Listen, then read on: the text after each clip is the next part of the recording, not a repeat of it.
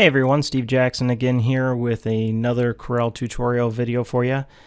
Today I'm going to be going over bleed and working with the contour tool. This topic has come up a lot lately where people are trying to figure out how to put a bleed zone around their graphics, and if it doesn't have a uniform color on the outside, how to work with that with 2 or 3 colors on there.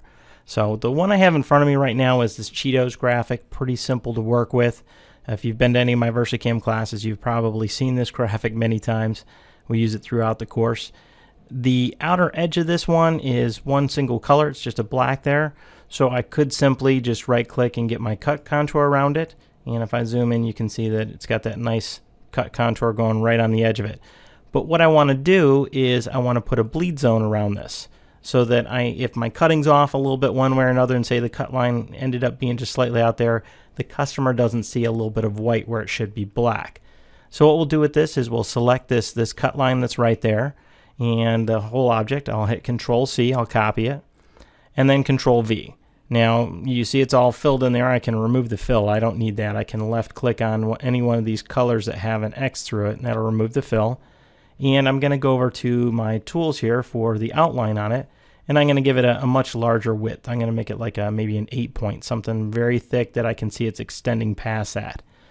What I'll do next is I'll change the color of it. I'll change the color, use my pick tool, and I can select the black that's in there. So now it's the same color as the rest of the graphic on the edge, and there's no way you can discern in between the two. And I'm going to change the order of it. I'm going to put it to the back of the page, because remember, this was a copy of that cut line. So we'll go to Arrange, and we'll go to Order and to Back of Page, and now you can see I have a nice bleed zone, and I'll hit F4 so you can go around. You see it going all the way around the graphic. So if we're a little off on our cutting, it's not going to be noticeable by the customer or anybody else, and it's a very simple, easy way to make a bleed zone. Just copy, paste, change the width of it, and match the color and drop it to the back of the graphic. Now where our problem comes in on this, and we'll remove that one that's there, is we'll take this and we'll give it nothing around it, so it's just the graphic as we start out. Say I've got a graphic here, and we'll do some sort of shape in the background. I'll pick basic shapes.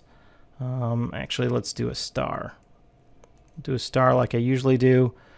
Put one back behind here, bring it up a little bit so we've got some edges to work with, and we'll make it a bright red. No outline, and we're going to put that to the back of the page. I'm going to use Shift and Page down so it's to the back of the page. So now I've got 2 different colors on the outside, and I can't match in between there. If I did black all the way around it, it was a little off on this. Well, now you'd see black instead of white. So what we can do instead is we'll use the 3-step method in Corel, X3 and past that all the way through X6 here, is I can, 1, select all the objects that's on there. And as long as they're separate objects, I'll see down here it's got 10 objects in there, and I can see in my object manager all the different ones right there. I've got my weld and trim tools up at the top here, and down at the end, almost at the end, is create boundary. Creates a new object that surrounds the selected objects. When I select that one, it creates a line that goes around everything. I'll just move that to the side so you guys can see it real well. It perfectly goes around the outside of that vector graphic, the group of different objects in there, and we'll put that back. So 1 was select all, 2 was that boundary tool, and 3 we're going to go over to our cut contour color and right click, and now I have a cut line going around the entire graphic, and you can see as zoomed in it's perfectly lined up. But again, if this is off a little bit in cutting, we would see white on one side or the other. So the way to work with this one is, instead of going to the outside, is we're going to bump it in just a little bit. And to do that, we're going to use the contour tool. Now normally when you come over to the contour tool, it doesn't have this one here. We'll take it back to default. It'll show the blend tool on your toolbox on the side. So all you do is you come to the little nib, that little triangle thing down the corner, and you click on that, and it opens up a flyout box where you can pick the contour tool.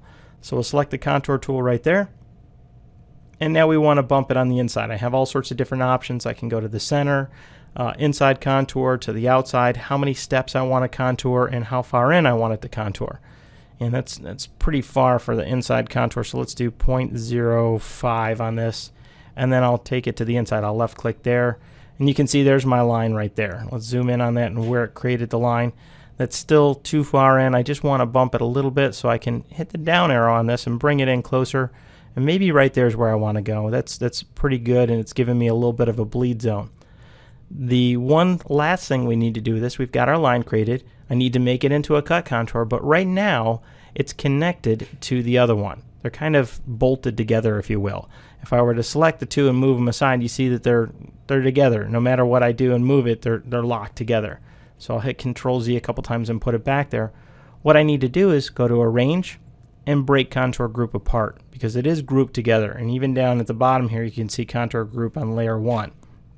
And over in the Object Manager, you can see it here too, how it's a contour group connected to that. So let's click on Break Contour Group Apart. Now you see it's two separate curves, and I've got two objects selected down here. So I need to left click off of it so I have it deselected. We can take that cut line that's around the outside, and we don't need that anymore. We'll delete that. And the one on the inside, now we'll select that and come over and right click, and we've got our cut line just to the inside of it. We'll zoom out a little bit and you can see it's just got a little bit of a bleed zone all the way around. And on the inside of the star, we've got that little bleed zone. So I'm working with two separate colors. I could do 3, 4, it doesn't matter, however many colors you want. Let's even make that star something like a yellow so you guys can see it a little bit better, the cut line on there, so you can see the cut line going right through there. And nice, and I've got a little bit of space in between there, so if I'm off on my cutting, nobody will know. Real quick tutorial on how to work with the boundary tool, setting up a cut line and creating a bleed in that graphic. Bleed if you only have a single color on the outside, or using the contour tool if you have multiple colors. Hopefully it was helpful to you, and hopefully we'll see you at the next video. Thanks for stopping by.